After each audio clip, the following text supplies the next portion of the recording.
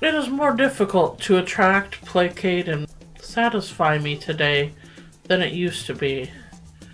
A simple reason for this would be that my hope, faith, and trust have been worn down over the years. That's sad considering I'm not even that old. This skepticism has made more apparent the desperation of nearly everything and everyone wanting my time and or money. Advertisements are found everywhere, from the beer coaster to the urinal, and from everything from weapons to religion. It's getting to the point where I feel my privacy is being invaded.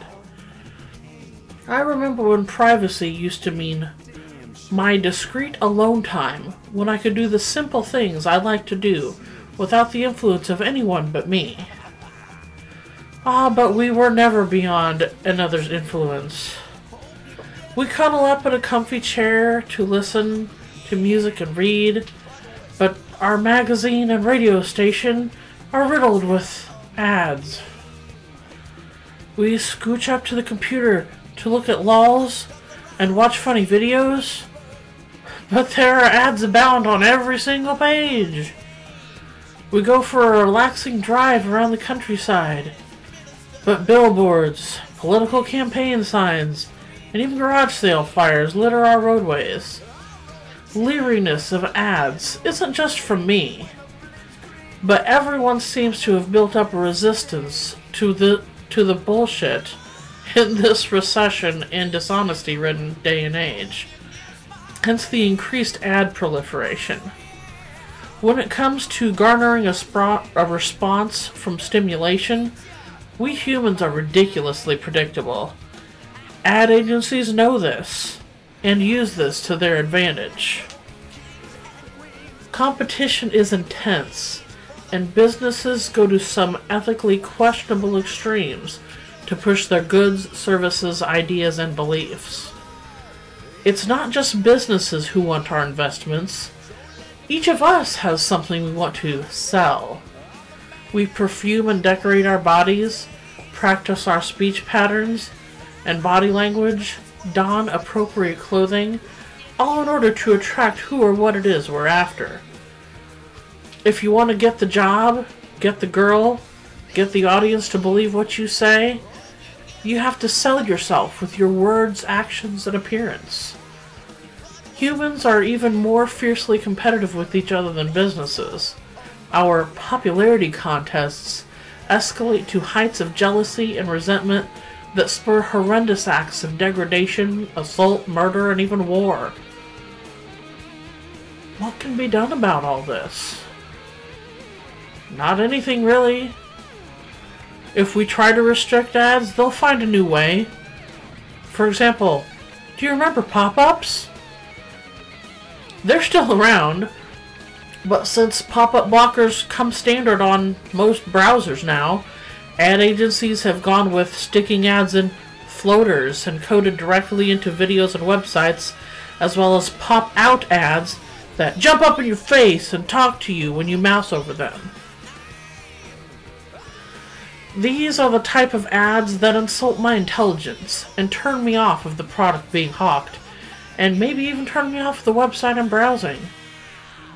There are plenty of noobs out there who are easily suckered in by clever yet primitive advertising techniques, and that's who the ad agencies count on.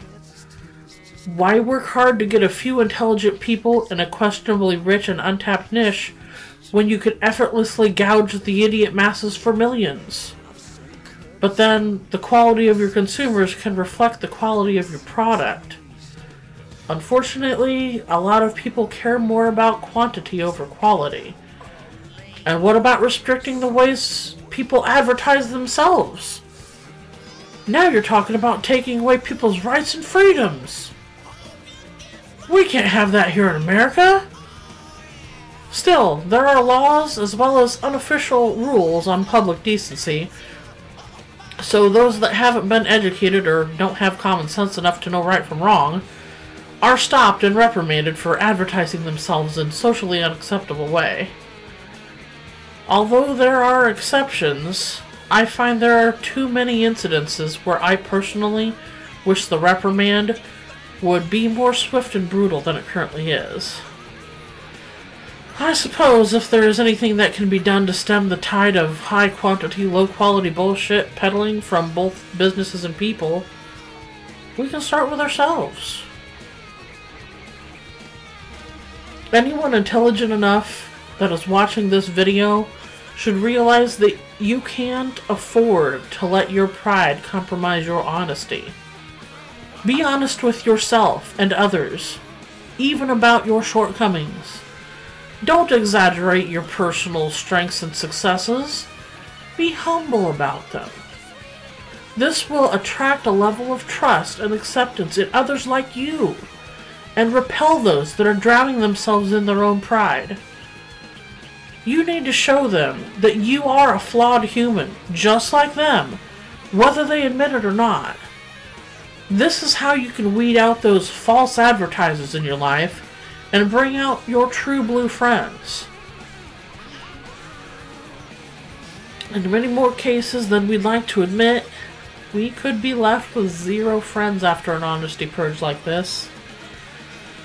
It seems like far too many people have been brainwashed by the advertising of others. But we are not alone. There are others like us to be found. You just have to put forth a little extra effort. Remember, people like us don't advertise ourselves like all those great pretenders do. Personally, I would prefer a scant few level-headed companions over a bunch of self-important mental midgets for friends. I wouldn't expect the concept of honesty and humility to catch on very fast. I'll just do my part to attempt balance, hope for the same from others but expect nothing, and we'll see what happens.